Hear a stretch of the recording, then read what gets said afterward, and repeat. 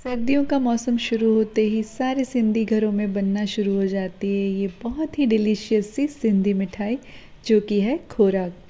तो बहुत सी हेल्दी चीज़ों से मिलकर ये बनती है। इसे सर्दी में खाना बहुत ही फ़ायदेमंद होता है। तो मैंने सोचा कि ये सिर्फ सिंधी घरों तक ही सीमित नहीं रहनी चाहिए, इसीलिए आज मैं इसकी इजी पीजी एकदम परफेक्ट माप वाली रेसिपी आप सबके लिए लेके आई हूँ। अगर आप पहली बार भी इसे बना रहे हैं ना तो एकदम परफेक्ट बनेगी ये। तो इसके सारे इंग्रेडिएंट्स का माप लेने के लिए ना हम एक कोई भी स्टैंडर्ड कटोरी का साइज़ डिसाइड कर लेंगे और उसी से सारे इंग्रेडिएंट्स हम माप लेंगे। एक कटोरी यहाँ पे मैंने लिया है घी और एक कटोरी गेहूं का आटा। अब उसी कटोरी से माप कर एक कटोरी मैं शुगर ले रही हूँ और उसमें आधी कटोरी हम पानी डाल देंगे। अब इस पानी से ना हमें चाशनी नहीं बनानी है, बस इसे अच्छे से मिक्स करते हुए हमें गैस पर इसे गर्म कर लेना है। बस तब तक इसे गर्म करेंगे जब तक कि चीनी अच्छे से इसमें घुल जाए। ज़्यादा चाशनी एक तार या दो तार नहीं बनानी है, बस पानी गाढ़ा होना चाहिए। अब जो घी हमने लिया था ना उसमें से थोड़ा 3-4 चम्मच जितना घी हम एक कढ़ाई में ले लेंगे और यहाँ पे एक बड़ा चम्मच मैंने गोंद लिया है। तो हमें इसे इस घी में फ्राई करना है। तो गोंद हम थोड़ा थोड़ा करके डालेंगे, एक साथ हम ज़्यादा फ्राई नहीं करेंगे, नहीं तो ये ना अच्छे से फ्राई नहीं होगा और अंदर से कच्चा रह जाएगा। तो मीडियम फ्लेम पर हम इसे फ्राई कर लेंगे। तो इस तरह से ये पॉप हो जाता है और बस इसे निकाल देंगे और बाकी बचा हुआ गोंद भी हम इसी तरह से फ्राई कर लेंगे। और अब इसे ना हम ठंडा करने रखेंगे, उसके बाद हमें इसे पीस लेना है। तो बाकी बचे घी में यहाँ पे मैंने मिक्स ड्राई फ्रूट लिए हैं जो कि है काजू बादाम और पिस्ता। इस तरह से टुकड़ों में कट करने के बाद हम इसे भी सेक लेंगे घी में। और वैसे आप ऐसे भी डाल सकते हैं, लेकिन इस तरह से सेक के डालेंगे ना तो बढ़िया टेस्ट आता है। इसे भी हम ठंडा कर लेंगे ना तो उसके बाद ये काफ़ी क्रिस्प लगते हैं। और अब क्या करेंगे, उसी सेम कढ़ाई में हमने जो घी लिया था ना एक कटोरी में, वो इसमें डाल देना है। एक बड़ा चम्मच जितना घी, सॉरी एक नहीं 2 बड़े चम्मच जितना घी हम इसमें बचा लेंगे। और ये अब जब अच्छे से गर्म हो जाए ना तब हम इसमें आटा डाल देंगे। एक कटोरी घी और एक कटोरी आटा डाला था। जो घी हमने बचाया है वो भी हम इसमें यूज़ करने वाले हैं। पहले एक साथ अगर सारा घी डाल दिया ना तो काफ़ी लिक्विडी हो सकता है, इसलिए अब इसे हम कंटिन्यू चलाते रहेंगे। एकदम स्लो फ्लेम पे हमें इसे भुनना है ताकि इसका ना अच्छे से ये कच्चा ना रह जाए। अगर आपने फ्लेम हाई कर दी तो ये फटाफट ब्राउन हो जाएगा, लेकिन अच्छे से उसका टेस्ट नहीं आएगा, वो कच्चा रह जाएगा और जल जाएगा। तो इस तरह से अगर कोई लम्स वगैरह बन रहे हैं तो उसे हम तोड़ते हुए जाएंगे और अच्छे से भून लेना है हमें स्लो फ्लेम पे इसे। अब देखिए ये आटा थोड़ा सा ड्राई लगने लगेगा क्योंकि इसने सारा घी एब्जॉर्ब कर लिया है। तो जो घी हमने बचाया था ना वो थोड़ा सा इसमें डाल देंगे, 1 चम्मच जितना, और फिर से इसे हमें भून लेना है। बहुत ही पेशेंस के साथ हमें इसे भूनना है। और जो भी बाकी बचा हुआ घी था वो भी अब मैं इसमें ऐड कर रही हूँ और अच्छे से मिक्स करने के बाद फिर इसे चलाते हुए हम भून लेंगे।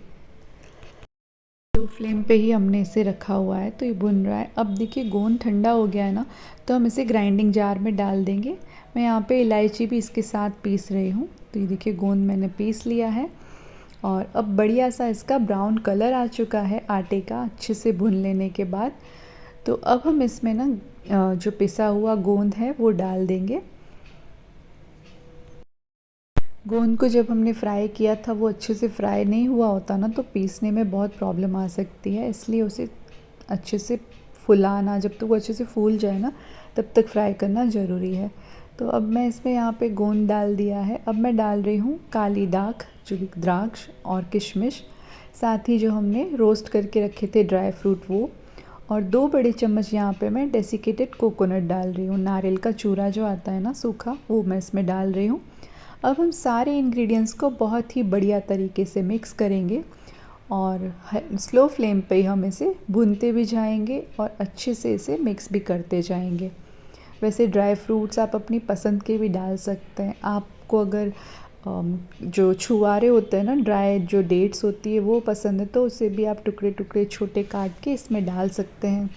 और ट्रेडिशनली तो वैसे इसमें ना खसखस भी डाली जाती है, पर मैंने यहाँ पे ऐड नहीं की है, तो अब वो भी डाल सकते हैं।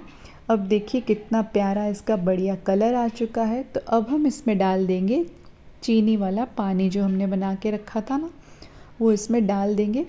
फ्लेम अभी भी ऑन ही है, तो हमें इसे कंटिन्यू चलाते रहना है।